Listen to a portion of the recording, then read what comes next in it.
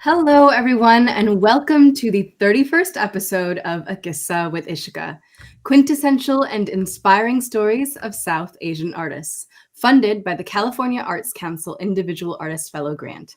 My name is Ishika Muchal, and I'm coming to you from the unceded ancestral lands of the Gabrielino Tongva people, also known as Los Angeles, California. I am so excited to introduce to you my guest today, Robin Sukhadia, a highly accomplished tabla player. With a World Music MFA from CalArts, Robin's work spans many concert, film, and album productions. He has composed for and toured with Rupa and the April Fishes, J-Boogie's Dubtronic Science, PremaSoul, and Walter Kitundu. He has scored many films, including the Emmy Award-winning PBS documentary Sikhs in America. Robin has worked extensively to empower underserved youth through music education, through developing Global Lingo, serving as International Grants Program Director with Project Ahimsa, and as a Fulbright Scholar developing and touring EKATVA. Robin has performed, done residencies with, and developed programs at the Walt Disney Concert Hall, Mahatma Gandhi Ashram, Weill Institute at Carnegie Hall, Los Angeles County Museum of Art, or LACMA, GRAMMY Museum, Academy Museum recently, Hammer Museum, the Machine Project in Los Angeles, and Blue Mountain Artist Residency, amongst many others. Robin works as a strategic consultant for nonprofit leadership and fundraising, and has served as a board member of the Ali Akbar College of Music since 2015. I am so honored to welcome Robin Sukhadia. Hey, thank you so much for joining me. Thank you so much, Ishika, for that really nice introduction. Of course, it's all things you've done. I'm just the vehicle for your story. Oh, that's awesome. Yeah, a little bit of context. We met at a CalArts alumni event. So you and I both share an alma mater. Yeah, that was really, really, really awesome. Yeah. To connect with you there and to know that, this special place has kind of brought us together. And both of us have studied there, which has had a big influence on all the things we're doing. Absolutely. Absolutely. Well, let's start at the beginning of your journey. How did you get introduced to music? Wow, it's a big question. It really started for me in the lap of my dad and my mom too. I grew up in Toronto, Canada. My parents, like many immigrants, came from India without many resources, but my dad would spend a lot of money on vinyl records. And my mom wasn't super thrilled about that. And these are vinyl records that weren't just Indian music. I'm talking Elton John, Led Zeppelin, the Beatles, records of the time, really. And I would listen to those records with my dad sitting in his lap with his headphones. And then in addition to that, there were records from Kishore and Mukesh and Rafi, and he would find me in Toronto. And it was a really kind of that initial, very young age where I had this music in my ears. And so, it wasn't until age 7, though, when my parents moved to Ohio, that I started taking piano lessons. And I remember really hating it, to be honest. It wasn't something I relished or loved. Right. And I regret that now, because looking back on it, I wish I had been much more attentive, because I had no idea at the time that music would be such a big part of my life. But, through a lot of financial hardships, which my parents went through with all these changes, we moved a lot when I was younger. They kept music as a through line, and wherever they moved, I mean, we moved from Toronto to Ohio, to Indiana, to North Carolina. Yeah. We would find community. Gujarati, which is where my family's from, Gujarat, they would find Gujarati community, and there was always music. My dad would sing, he'd play harmonium. And it was all very informal. It wasn't some formal classical training. I didn't get into tabla until age 27. Oh, wow. When I took my first proper tabla lesson. So it wasn't a part of my life from the beginning, which a lot of people don't know about me. Yeah, that's interesting, because that's like your main thing now. Yeah. So. Yeah. So how did you gravitate towards choosing music as a career and being a tabla performer? It was purely through the encouragement of my guru, my teacher, Pandit Shapan Chaudhary, who as I said, Mhm. I didn't meet until my late 20s. Right. Um, and even then, it wasn't clear to me. I mean, I've always worked in tech. I've always had a big role in working in nonprofits. I mean, I've always Mhm. had a career that was professional. Yeah. My father too. He wasn't a professional musician. It wasn't until later in life, after he raised his kids and he found stability, that he got deeply into music. And Mm. so, uh, you know, even till now, I'm always balancing a life and a world of music with a professional life. And the Mhm. beautiful thing is I've been able to intersect the two of them. Yeah. But I to answer your question directly, I don't think it was until probably when I was 30 when Swapanji was like, you should consider going deeper into this, because Mm. he saw potential in me and he encouraged me to go to CalArts, and I came down Mhm. to CalArts to see it. And I had always thought, oh, I'd be, on some other professional, graduate program in business or medical school. Right, right. And it was like when I got to CalArts, I was like, this is amazing. I would love to really go deeper into this. And it was a big step. Yeah. But he was like, you should do this. So his encouragement had a lot to do with it. Mhm. Luckily, I met friends along the way in my life who were very, very encouraging of being an artist, because I Yes. never thought of myself as an artist when I was younger. I Mm. was I was like most South Asians, focusing on being exceptional in other realms, and which I don't think is healthy. I don't think No. it's healthy at all. But and then again, once Swapanji was like, "Hey, you should consider to do this with your life," Yeah. my parents were also supportive, because they were like, "Well, you found a guru that is really believing in you and supporting you, and we believe in you too." So Mhm. I give credit to my parents and to Yeah. this guru. Yeah. Yeah, absolutely. I mean, I think this speaks to like an amalgamation of just like things aligning because what you were talking about earlier about balancing a professional life and an artistic life, it is a privilege to be able to pursue our passions. I mean, not many people get to do that, and the support of like your community and your guru and your family, like you're saying, are so important to like kind of embolden you and also be that net for you to fall back on when you don't believe in yourself, which is something that I always like to talk about with every guest, like how was their family's reaction and support? Because that's a big thing. I mean, I feel lucky about that. Now, my parents, when I say they supported me, it was definitely much more um, on an emotional level, and Mhm. and which I Yes. think is huge. But they didn't have the resources to make that really happen for me. It's funny, when I Mhm. told them I want to go to CalArts, my dad was like, "That's amazing! I'm so proud of you. That's so great. How are you going to pay for that?" Yeah. So the question was really a good one, because throughout my life, I think, and I feel really, really blessed by this, that Mhm. the things I've chosen to do have been all my own, and of my own making. Yeah. And that's why, again, I've had to balance a career that is not necessarily all music Sure. with a creative life, and they both feed each other. So, Mhm. I think each person's different, but I did have a lot of emotional and spiritual support that ended up manifesting the financial support Mhm. that is needed to do all this. Right. And that's still continuing today, Yeah. so I'm just trying to carry that on, forward, pass it forward, frankly, Sure. to my kids and to other people I know. Yeah.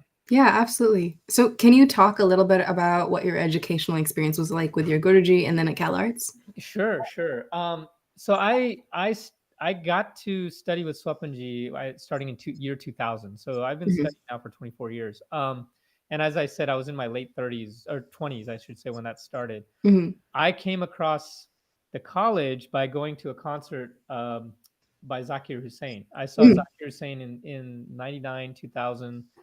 He gave an incredible concert in San Mhm. Francisco. I went backstage, and he looked at me in the eye and he said, "You're a tabla player." And I said, "What? No, no, I'm not. I like tabla. I love what you do." And he said, "You need to study tabla." And he wasn't like, "Hey, you should study with me." He was like, "You need to go and study Mhm. at Ali Akbar College of Music. There's a outstanding guru. Swapan Chaudhary that you need to go study. Mm. And I didn't even know who he was. So Yeah. the next day, I checked it out on the internet, and lo and behold, there were classes starting the next week. Yeah. Okay, I'm gonna go and just go to class. I go there, and they're like, "Are you a beginner or an intermediate?" And I was like, "Oh, I'm intermediate. I'm Indian. I'm brown. I mean, how hard could this possibly be? Like, Yeah. me an intermediate, like it's fine." I go to the intermediate class, and there's a room full of all diverse backgrounds. It's not Right. just Indians, and Mhm. they're like, "Oh, welcome to the class, Robin. Why don't you show us what you can play?" And I didn't know anything really about what I was. I don't even think I was touching the drum crock properly. This was like, and then they were like, "Well, can you recite what you're playing?" And I couldn't recite anything. And they're like, Any of the "Okay, why bulls, don't yeah. you watch what we're working on here?"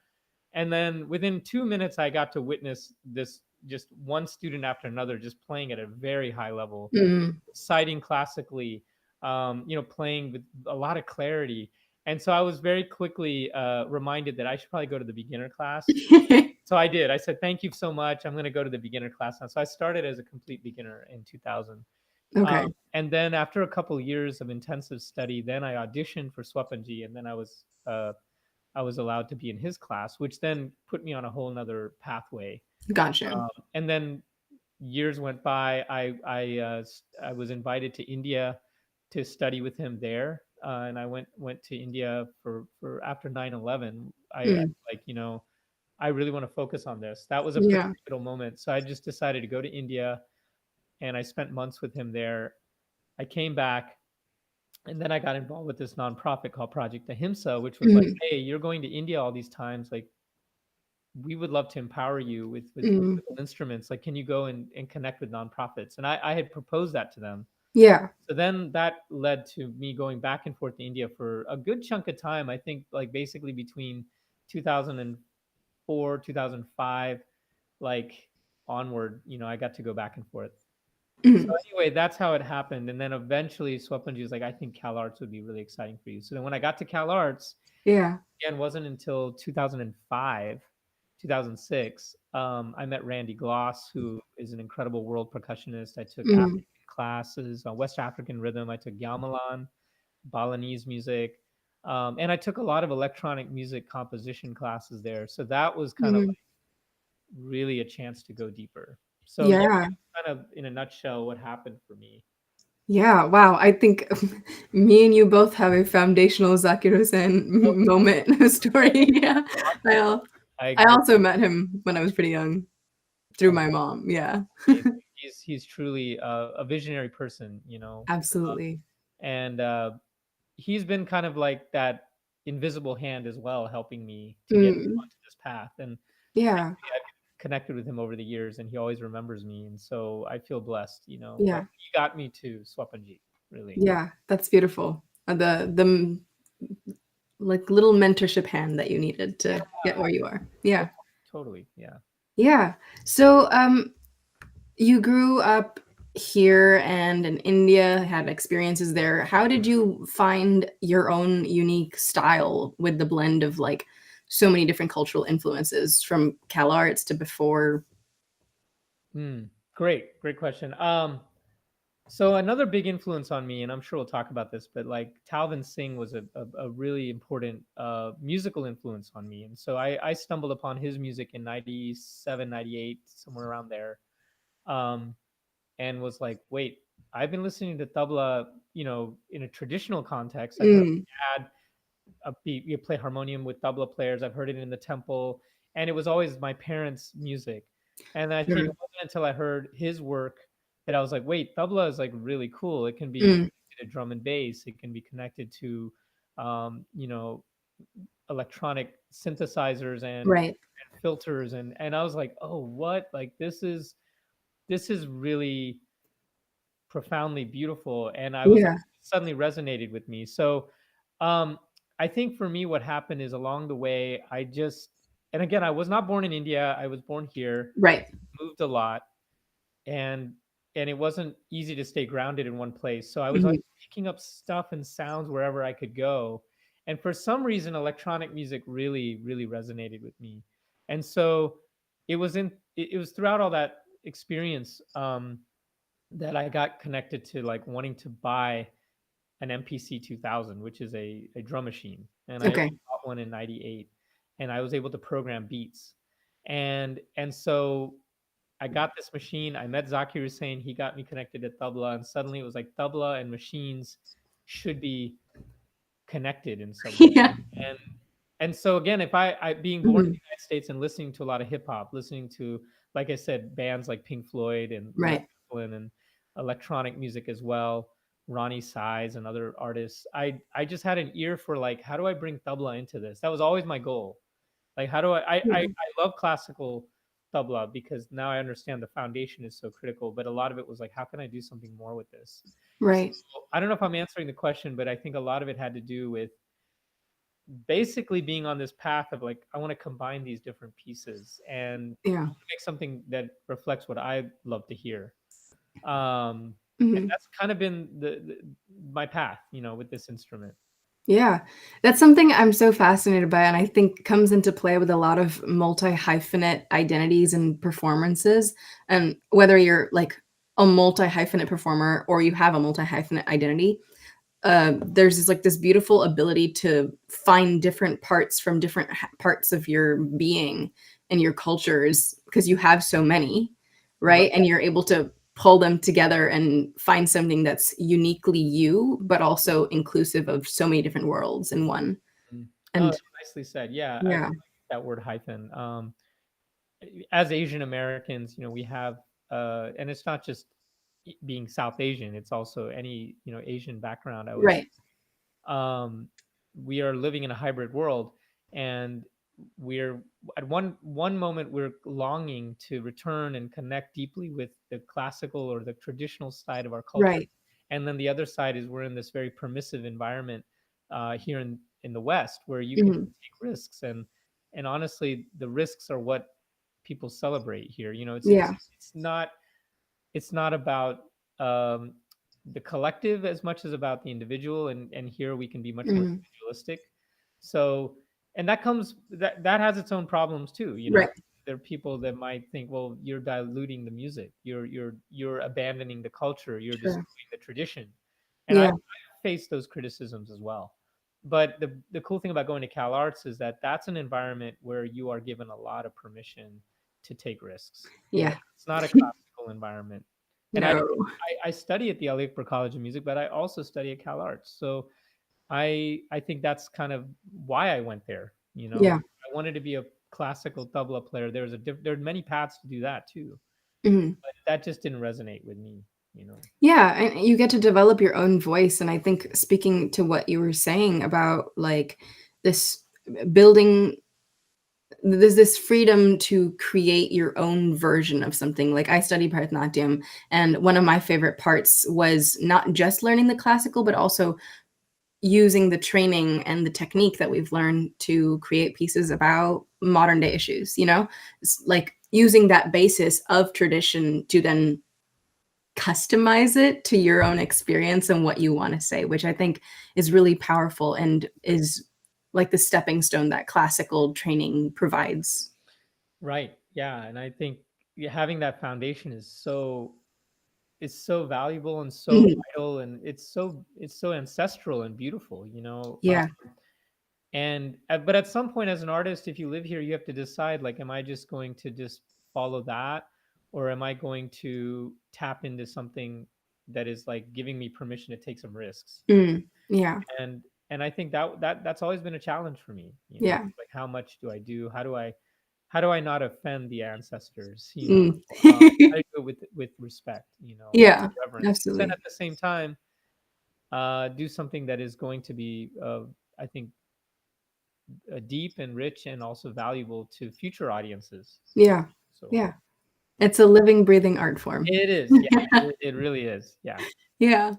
So what does a day look like for you when you're performing or when you're not performing? What does that Well, every day for me has music is a central part of each day for me. Mhm. I I have two small children, 4 and 9 years old right now, and Mhm. they both are into music. So practicing with them, playing with them, Nice. listening to a lot of music with them in the car, whether it's when dropping them off to activities or picking them up, exploring things, listening to records like I got to do Mhm. with my dad. So music is constantly there. Yeah. For me personally, I'm practicing in the evenings, and especially after the kids go to sleep, I take time to really connect with my instrument, practice on a Mhm. classical level. I continue to study tabla at the Ali Akbar College of Music and Mhm. with Swapanji. And Yeah. so there's always material I got to work on. Behind me, I have there's these notebooks up here. These are all my compositions I've been studying over the years, and so we Yeah. pick things out of that and just work on them. You know, Yeah. so there's always that. And then if I'm working on a project, which I'm really grateful. These last several years, even during the pandemic, there's been a rich period of kind of creativity. A lot of it was Mhm. internal. With the pandemic being, that we were all isolated, I was able to go deeper into my practice, Mhm. focus in on ideas that I hadn't gotten to do because I was so busy before. And then now coming out of the pandemic, there's been a lot of interesting opportunities to collaborate and perform. Mhm. So I'm always like practicing and working on different sides of my creative musical Sure. journey. Tabla practice for sure, and then there's always like, okay, I'm taking a lesson on Ableton. Mhm. I need to work on the software. I need to make sure I'm understanding how to use MIDI controllers that I can Right. be on stage with, or and practicing and rehearsing with friends. Mhm. I get pulled into lots of interesting projects, so I think that's been really fun. Yeah. Yeah. Yeah, that's amazing. So you were mentioning collaborations, and I want to ask you what you look for in collaborators. And were you talking about Sadhubas? Uh-huh. Yeah, I'll tell. Yeah, can you tell us more about that? Sure. Well, I'll start with collaboration. Mhm. It's not like a formula that I have to follow. I think a lot of it has to do with when someone reaches out to me or I want to reach out to them. Um, it's really comes down to that human connection, like Mhm. authenticity and really a love for, like I said, pushing tradition a little forward, Right. sometimes stepping deeply into tradition. And I try to keep both sides going. So when I say Yeah. both sides, I mean sometimes I like to play with classical artists. Mhm. Like I'll accompany sitar players, like my friend Rajiv Karmakar, who went to CalArts. He's an amazing sitar player. Mhm. Playing with him is like a real step into tradition. This Mhm. is not going to be experimental. This is going to be formal tabla accompaniment. Gotcha. Yeah. Or playing with the santur player, or even accompanying my dad. He's a classical musician, but Mhm. he likes to do semi-classical, so it's accompanying bhajans and kirtan and Mhm. Bollywood songs, which have a lot of classical music in them. Oh So yeah. that's like no USB port required, no electrical, plugging in and charging up your equipment, none of that. Yeah. Tabla and your knowledge. So I get to Mhm. do that. But then there are also collaborators that are like, hey, let's do something really experimental. Right. Can we record you, and then we're gonna apply that to like a reggae track, or we're gonna do something with. I mean, just recently I got to do this really amazing collaboration with a scientist who's using heart monitors on dancers, Mm. and he wanted me to accompany the heartbeat of Oh the wow. artists. And so this came out of kind of someone reaching out to me and saying, hey, based on what I had seen, what I've learned about you, you kind of seem to be like someone who'd be open to that. And I was. And I was Mm. like, yeah, that would be really cool. So we met, we recorded, we played. We'll see where that goes. But like Yeah. also very fascinating to me, Sadhu Bas is a project that my childhood friend Amit and I started, a long, long time ago. And I met him in middle school. So Sadhu Mhm. Bas is not just an electronic music project. It's really about friendship. Mm. It's about connecting over video games and connecting over art and music from a young age. We Sure. Yeah. over 30, 40 years ago. And for us, this is an incredibly exciting space to be imaginative and play with. Mhm.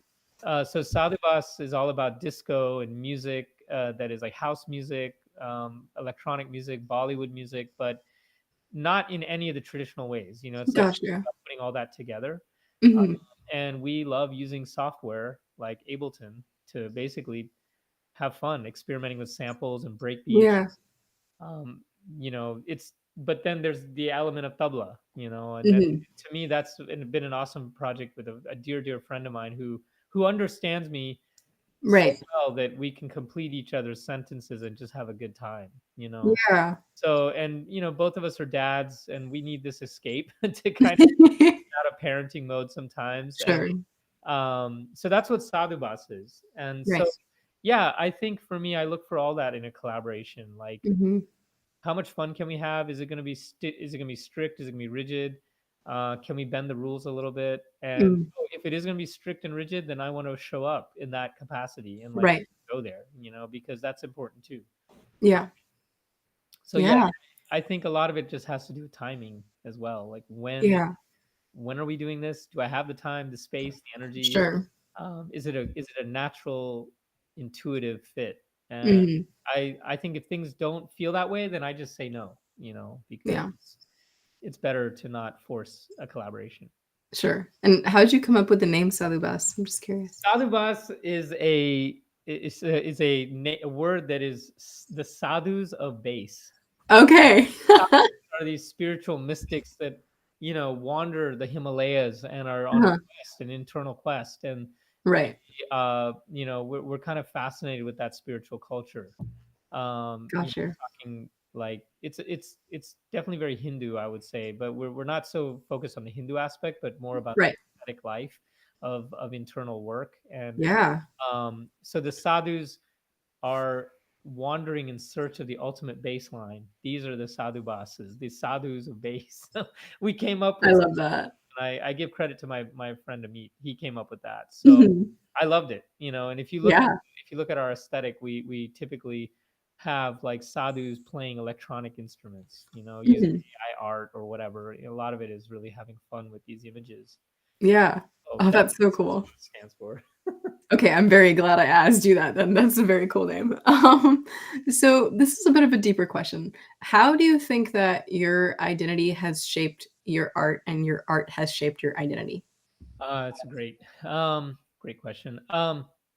Well, first of all, as I said, like a lot of my connection to this instrument has been because I wanted to deepen my connection to the ancestors. When I say the Mm, ancestors, I'm talking about the spirit realm. mhm, I think this is a sacred drum, and I've always been attracted to the healing quality of tabla mm, as a sonic um, element. When you hear yeah, this instrument, whether you know what it is or not, it has a deep quality of healing to it. So mm, I I didn't become a doctor. I didn't go to med school, even though there was a moment in my life before all this that I thought that's what I wanted to do. mhm, And so instead, I got deeper into the healing arts mm, and the art of healing through music. And so to me, that was a big part of my identity. Yes, it's Indian. Yes, I'm South Asian, and yeah, tabla is from that part of the world. But more importantly, was the vibration, the power mm, of the vibration of this instrument and ragas yeah, general. And I've spent a lot of time looking at that, studying that. And I have to say the Ali Akbar College of Music where I study and Ali Akbar Khan who founded it, that was really the central premise of his music is deeply healing and spiritual. right, So my identity in a lot of ways with this instrument is not just, oh, it's entertaining. It's much more about healing and devotion. yeah, So that was what got me into it. That's why I love it. That's why I still stick with it. yeah, So that has shaped who I am now. And like I said, the sadhus of base, it has a spiritual connection to it. It's the idea right, of wandering mystics, yeah, looking for fulfillment, but looking for ways to heal the planet and humanity and uplifting those who need it the most. So right, I don't know if that answers the question, but a lot of it had to do with my identity of being South Asian, mhm, connecting to the sacred side of it, the healing side of it, the mystical mhm, side of it. You know, yeah. yeah. Yeah, and you briefly mentioned, like, the addressing of larger issues and helping those who you can, and I think that's a great segue into, talking about all the work that you've done. So what was the impetus behind all of your initiatives and collaborations to bringing music to underprivileged children? Well, one thing I've struggled with with classical Indian music is that it's a very elite art form. Mm. Yeah. It's not accessible to most people, and it was not born out of that. It was born out of the courts of the Mughal Empire, Right. born out of the temples as well. It was connected to temple music, which again was Mhm. is more accessible, but the the aristocratic side of this instrument, Mm. classical, was that it was not really meant for the ears of most people. Right. It had to be in the court of the listen to this instrument, to practice it, to even learn it, Yeah. to be born into a musical family, uh, a man. There were all these different rules, most of it very patriarchal and imperialistic. So I always struggled with that. I was like, gosh, man, this music is so dope. It's so rich. It's so healing. Why is it not Yeah. accessible to more people? So when I started studying tabla, I really brought that into my practice. I was like, well, I'm going to India. I'm Yeah. going to spend all this time there. While I'm there, if I can connect with some local NGOs and go teach Mhm. tabla and work with kids, maybe street children, maybe kids who are handicapped, maybe kids who are in need of support, families. I just kept that part of me going. I was like, every time I take a lesson, I'm also going to try to connect with community. Yeah. And that is what kind of led to all this. I just was trying to address the elitism of this tradition Mm. and my privilege of getting to learn it with Right. my need and desire to help community, because you cannot go to India, at least I can't, without noticing the disparity between rich and poor, and those who have and those who have not. Mhm. And if you're going to study this instrument and you're walking through the slums to get to your class, how can you not be affected by that Mhm. and stop and do something to at least acknowledge what's happening? So that's how it Sure. started. I was taking classes at Swapanji's house, but I had to go walking down the street. And as you know, in India, that it's like life on the street is like you have all the extremes. You Mhm. see people sleeping on the ground. You see temples. You see the rich skyscrapers around you, Yeah. and you're like, Big it's hard to dichotomy. put on blinders. At least for me, it was hard to do. Yeah. There are people that are just like, no, this is it. So I think for me it was like, no, let me stop. Who's in this area working on this? Who can I Mhm. connect with? Oh, can I offer a music class? Can I teach tabla? Can I go raise some money to buy some instruments for these kids? Can we hire Mhm. a music teacher? Like, so that's what Yeah. led to doing all this work with Project Ahimsa, that was their entire mission, was like empowering children around the world Mm. been affected by violence with music. And so Mm. that was like a natural alignment with my own personal interests, Yeah. studying this music. And I had a lot of support too. As I said, my guru Swapanji loved that I was doing this, very supportive. In 2010, I applied for and I got a Fulbright to go to India Mhm. to go deeper into this. I spent Mhm. I spent 18 months in India and Nepal working on examining this, like how is Yeah. classical Indian music, how is Indian music in general empowering street children? Mm. That was my question, and I worked with a number of NGOs. I did a lot of research to document that, Sure. and it was really really inspiring and fun to see that this music can have a really deep effect on all levels of society. Mhm. And so yeah, that's been kind of another driving force for me. It's not just let me study music to perform and entertain. It's like, how can we use this to do something good? Yeah. Um, and so that carries me even now. Like as you mentioned, I do a lot of work with nonprofits as Mhm. as a strategic leader. I do strategic planning, I do Right. fundraising, and not only in the arts. I do it for all kinds of organizations. But I have a big space in my heart for music. Of course. When a nonprofit is a music education focused nonprofit, I really I get really excited, more excited Yeah. than any other issue, because I know that music has affected my life deeply, and I've seen it in India and I've seen it all over. So we need to do more to expose young people and everyone really to music education. So Yeah. Yeah. Someone in the comments just wrote that, thank you for sharing music, which is a universal right. So absolutely agreed. that's Mona. Thank you for your comment. That's awesome. Yeah. Yeah, that's my mom. Um, Not someone. That's my mom. But yeah, yeah.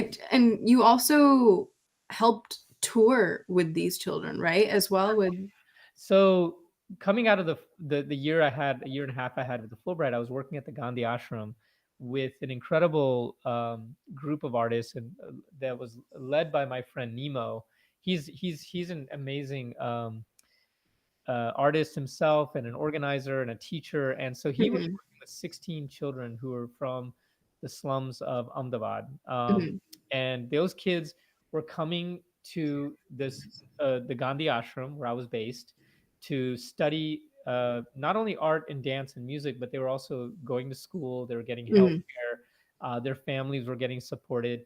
And over the course of a year and a half, these children were being trained to develop a 1 hour dance drama uh, called, it was at the time, it's called EKATVA. And EKATVA is basically means we are one, mhm. universal. And these kids were Yes. Muslim and Hindu, and they were really sharing that message of unity.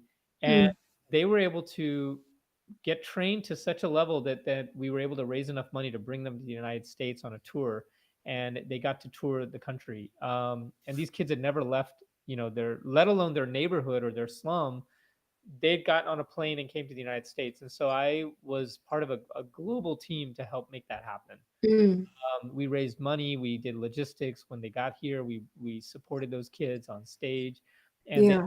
performed all over the country, including Washington D.C. Um, Wow. so that was like amazing. And the more important part was once those kids went home, we raised money and provided support so that they could all go to college and go to school. Mm, Those kids are now, young adults, and many of them went on and got degrees. Some of them are going into the medical profession. So there, it's like a story of support, like long, yeah. and it was all Yeah. through dance and music. So Yeah. I really feel blessed I got to be part of that. And again, it wasn't just me. This was a global team of amazing people. Mhm. We all were like, let's support these children and let's see like what can we do to Yeah. show that art and music can bring them together. Yeah. Yeah. That's really beautiful. I mean, I think that's the biggest part of why I love art is that ability to tell stories and uplift voices that aren't heard and, use it as a healing mechanism. And like you were saying, like the spiritual healing part of art, that's exactly what you're doing with these projects. And it's really inspiring to hear about. So thank you for the work you're doing. Yeah. Well, again, I don't like to say it's me doing this. I really don't. Connecting back to what we were talking about earlier about channeling the ancestors and having Mm, the spirit realm. A lot of this is coming through me. I just am just a vessel to help make it happen. mm, And I think most artists would agree that that's how art is made. yeah. We're Yeah. we're just like luckily there in that present moment to bring that energy in and manifest something. So Sure. it was very humbling. The whole thing is very humbling, this journey that I'm on. And I feel lucky that I have teachers that have really supported me all the way, you know. Yeah. Definitely. Yeah, well, you have been instrumental, pun intended, in bringing tabla and Indian music as a whole to the forefront of the music and entertainment circles, especially like in the States. And you recently had the Music of Indian Cinema event at the Academy Museum, which I've heard from so many of my friends who were able to attend that they just absolutely loved it. So, can you tell us more about how that started and also what motivates you to be an ambassador for Indian music? Oh, that's really a cool question. Well, I'll tell you first of all that, like, as you can see, I'm interested in a lot of different things. I love music. I also love film. I love visuals. Hmm. I love Indian cinema, which encompasses Bollywood, but also encompasses all kinds of different So aspects many different, yeah. of South Asian film culture. Mhm. So, the Academy Museum, which is the Oscars Museum here in LA, is an outstanding institution that is just kind of new. It's very young. Yeah, It's only a few years old, um, and their entire focus is to celebrate Academy Award history, which is over 100 years now. right. But Indian cinema is a small part of that, and as we know, Indian cinema, Bollywood, these are huge huge industries with hundreds of millions, if not billions, of eyes looking at it and Yeah. participating in it, and it has been somewhat invisible in the shadow of Hollywood. So Right. the idea of this talk was, well, let's celebrate that history, but do it through Mhm. music, which is my expertise, obviously. And I Yeah. I was really lucky to be able to propose something to the museum. This took about a year and a half of work Of to course. propose and then actually execute this program. Um, but it kind of brought together everything that's really important to me, which is Mhm. the love of visuals, the love of electronic music, getting to remix the soundtracks of these films, Yeah. bringing in a dancer to really engage with the audience on all levels, Mhm. and do something that was open to the public. The program Right. was specifically designed to be accessible to anybody, and so there were kids there, there were seniors there were people from all different generations and backgrounds, and everyone in that audience was like in love with the ideas of history, education of Indian cinema, the music of Indian cinema, including me. And so I was having Yeah. a lot of fun playing with this and sharing my personal knowledge of this material, which again came a lot from my father and my mom. I Mhm. constantly asking them for historical references and information about these films Right. because they know so much. Yeah. So yeah, that was pretty cool, and to be up there as an ambassador was a privilege, because there are many, many, many experts out there on this material. Sure. There are people who get PhDs in this, and I don't Mhm. have a PhD in that. But what I do have is a genuine love for the music, Yeah. genuine love for the information, and it gives me a lot of joy to be able to share that with people in a way that's Mhm. fun, exciting, and in general going to create more interest. And that's what the museum was really interested in. They were like, we've done film screenings of some Indian films, we've done a Right. retrospective on Satyajit Roy, awesome, Yeah. but we haven't talked about the present day of Indian cinema. We haven't talked about what the future is. Mm. We haven't talked about the music, you Right. know. So this was a truly unique program. They had never done anything like this before, and Yeah. I think it was just super cool to be able to do that. And I think, again, that's a reflection of how I approach a lot of my work. Is Mhm. I like to teach. I'm a associate professor, adjunct professor at Claremont Graduate University. Okay. I don't teach just music there. I teach fundraising and philanthropy, Mhm. but I really love connecting with my students. I Yeah. love seeing them flourish. I love teaching and being interactive in an academic setting. Mhm. So, getting to do a lecture at the academy was kind of an amazing experience, and I'm Yeah. forward to doing more, hopefully in the future. We're already brainstorming ideas for what those talks, Mhm. and it's Yeah. a huge amount of potentially exciting topics, you know. Yeah. Yeah. There's so much cross-pollination between Indian cinema and Hollywood, and I think it's just, like, it kind of goes into the background unless you see, like, a big name star attached to a project that's, happening in Hollywood, like a Bollywood star in, like, a Hollywood film, but there's so much in, like, the music with, like, A.R. Rahman and, all of these stories, and it's so beautiful that you guys were also able to highlight, like, the rich history and time and length and duration that Indian cinema has been standing Right. outside of the Western gaze, like, just because they weren't seeing it doesn't mean that this was not its own powerful entity in and of itself. Right. I mean, Yeah. one of the parts of my lecture was the genesis of Indian cinema, which, people may not remember this, but the Lumiere brothers, they created this machine that could capture motion picture Yeah. and project it, and Mhm. that was in like 1855 in Right. Paris, France, and then within a year they were in India.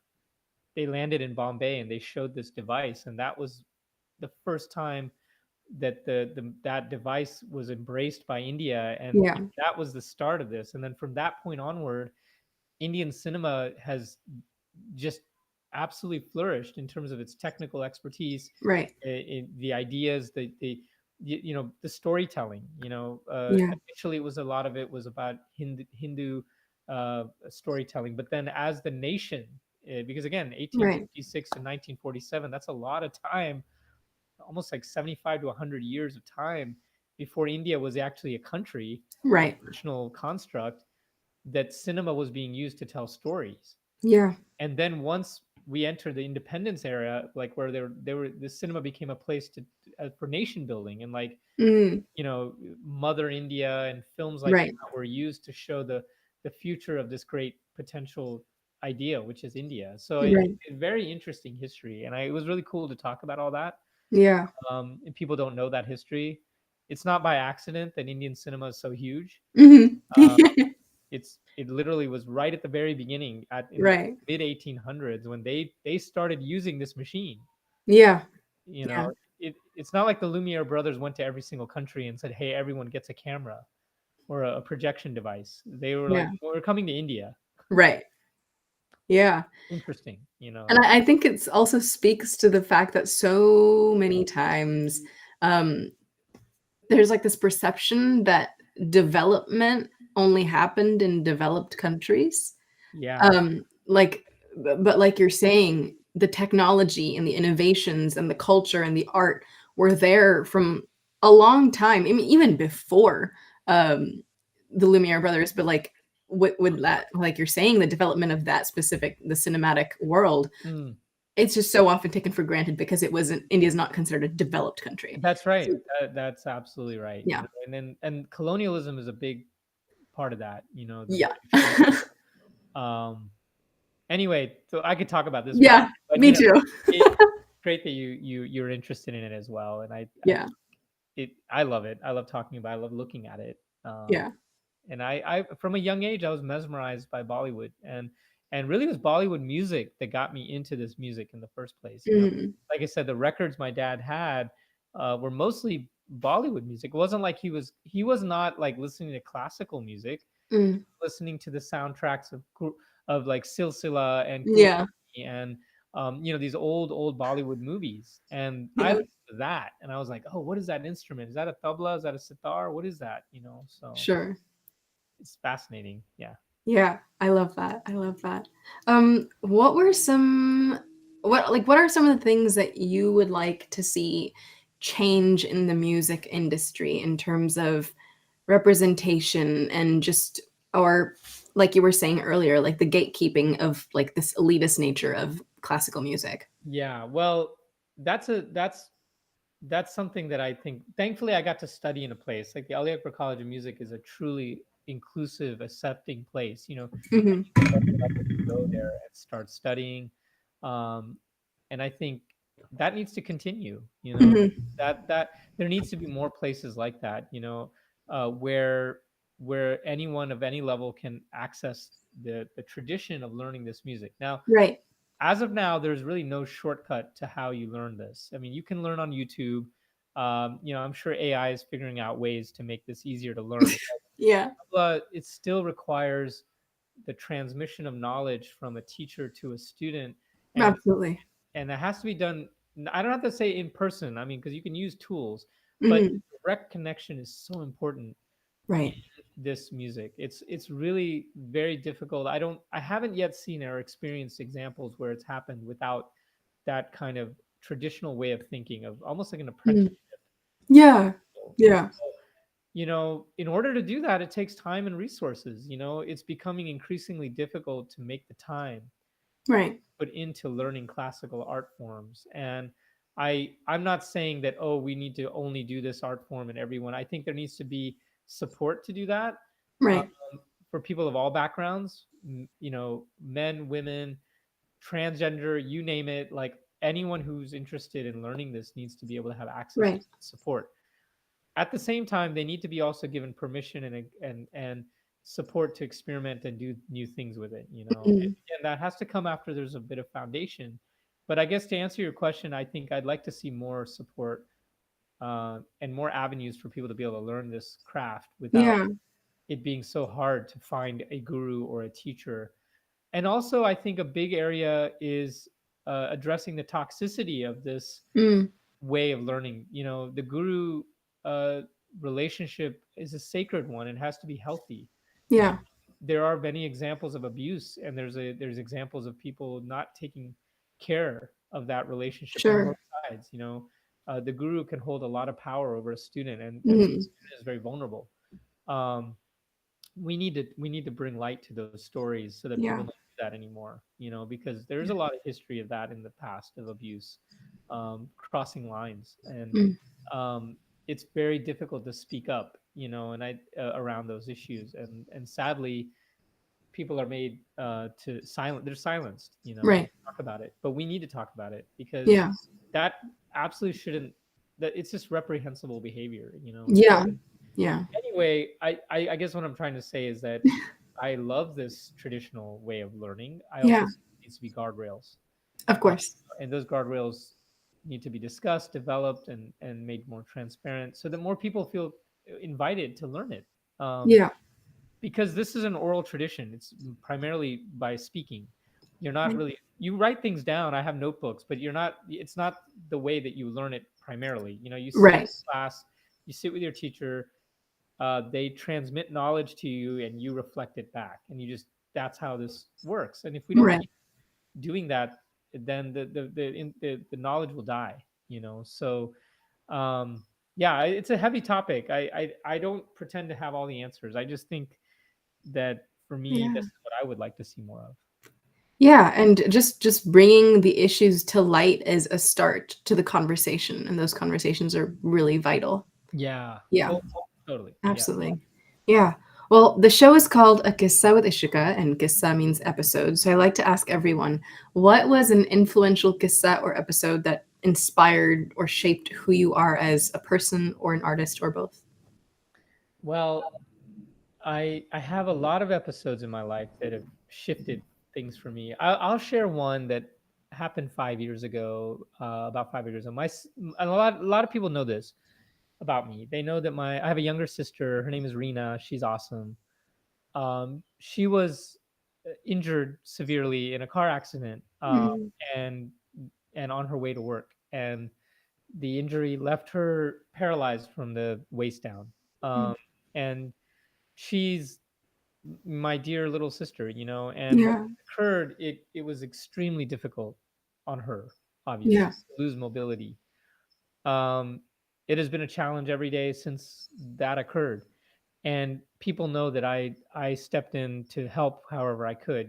She's far Mhm. away. She lives in North Carolina. Mm. I live in California. I go back and forth. We tried to raise a lot of money to help her through all the medical expenses. Right. For my family, it was a truly challenging, difficult um, situation, and for my sister Yeah. to have the will to even go on and want to live, it has been a huge challenge in overcoming that. Sure. Something that is every day part of her life. But what I'm sharing this episode is that people may not know is how it really affected me. Um, it put me into a really deep spiritual place. I think all the tools and all this music, everything I'd learned Mm. up until this point in my life, I had to really lean in on to figure out a way to go forward, because the Yeah. situation felt so hopeless, and it was so overwhelming, and Yeah. for me to even want to go on, I was struggling to figure out, well, what is my purpose, uh, Sure. and what does the word purpose even mean? Like, what does this all mean? But a lot of it came down to a lot of internal work that, and my sister being so amazing herself, she was the one that has kept encouraging me to keep going forward with my music, not letting Mm. what has happened to derail my wish and my desire to continue to be artistic. And Yeah. it brought us so much closer together as a family, and also on a spiritual level, because we started to understand that this is something that's happened that's far beyond my comprehension to fix. And up until this moment in my life, I was a fixer. I'm the oldest in my family. I have two Mm. younger sisters. I was the one trying to solve problems, help my family. Yeah. I was always trying to be exceptional, which I think is a big challenge in our community, is this quest for exceptionalism. Mhm. And for once, it was so humbling to be like, this is truly beyond my comprehension. I have to surrender Right. to something spiritual and to the divine. And everything you've learned up to this point, Robin, is now, this is why you had to learn it. Can you Yeah. use all these tools to actually find grace and stop being Mhm. judgmental, and stop trying to fix things and trying to pretend that you have the answer? Right. That was a big episode in my life that really has brought me to this place of even more humility, Yeah. and calling on my ancestors to help me through. Because I can't do this by myself. There's just no way. Yeah. So I think I give a lot of credit to my sister for teaching me that, and she continues to teach me through her experience. Um, Yeah. and yeah, music has kept us positive through all of it. Really, Mhm. yeah. Yeah. Thank you so much for sharing that and being so vulnerable to, open your heart and share that with us. Um, if you have any advice for up and coming artists, especially those in the world of percussion and tabla, what would that be? Wow. My only advice is just don't give up when you feel like it's overwhelming. Like Mm, with practice, let's just talk about music. Forget about life. But mm, a big thing I got from my guru was like, just don't stop. mm. You don't have to practice hours and hours a day. Right. Maybe some days all it is taking your hammer and tuning your tabla. Mm, Just do that, like yeah. for 30 seconds. If that's all you can do for the day, like, but just don't stop. I mean, there's Mm, many things in my life that I've come to a crossroads. I was like, man, I can't keep going. This is too hard. mm. I'm talking about studying this instrument because it is so complex. Right. But I'm so glad that my guru, he gave me so much grace. He's like, just keep going, practice the best you can. Hmm. Even when we had the children, it was hard to make time to practice. 5 minutes, 30 seconds, a minute. If that's Yeah. all you can do today, that's okay. Like, have grace with yourself, Yeah. but just don't stop. And I think that's all I can say is like, just try to keep going no matter how hard the situation is. Find a spiritual connection to your craft, whatever that is. Mm, And be like, I'm here, I'm present, and for this 1 minute, I'm with you. That's it. yeah. If you can do Oh, it, yeah. that is beautiful. I needed to hear that personally. Uh-oh. um, You hope it helps me even to say it to remind myself. yeah, And then on definitely. those days when you can't show up, that's okay too. Like, don't beat yourself up. Like, Yeah. just come back the next day and say, I'm back. Mm, yeah. So yeah. Yeah. Thank you for that. Thank you so much. And where can people find your work? And do you have any upcoming projects that people should know about? My website is tablapusher.com. That's TABLA, tabla pusher, PUSHER.com. I'm on Mhm. Instagram and all the social stuff too. So Yeah. that's the best way to connect with me is to find me there. And I love getting messages from people. I like to Mhm. communicate with you directly. So anyone who wants to reach out, please do. Um, Yeah. yeah, I have some pretty exciting projects coming up. So uh, July July 14th, I'm doing another visual performance with Sadhu Bas at Okay. Bowers Museum. That's in Santa Nice. Ana. Uh-huh. That's going to be a 1 hour visual set in an auditorium, and we love performing at the Bowers Museum. And then in August, we're currently working on doing a show at the Culver Steps. We'll see. We're in the final steps of kind of getting that locked down, Mhm. but I'll announce that soon. And Okay. then in October, I'm going up to the Third Eye Film Festival to do a lecture similar to what I did at the Academy, but this one going much deeper into the implications of RRR Mm. as a contemporary reflection of what's happening in Bollywood Got you. in terms of Okay. portrayals of masculinity and portrayals of nationalism. So I'm going Mm. to be giving a talk on RRR, in October. I think October 20th weekend. Okay. So those are some things coming up for me. Yeah. I'm pretty excited about all that. Yeah. Yeah. I'm excited to hopefully attend whatever I can. Awesome. Um, yeah, if you wouldn't mind gracing us with some of your music, I think that would be amazing. Sure, sure. I can play a little bit of tabla for y'all. Would you like that? Please, Okay, please, please, I can please. do that. So just give me a second though. I do need a tune. Of course, no worries. So I'm gonna just kind of move this here so it doesn't affect the music. Sounds good. And I'll just take this time to thank everyone who tuned in for watching. Thank you so much. If you have any recommendations about guests that you would like to see, please let me know and stay tuned for the next episode. But in the meantime, we wait for this.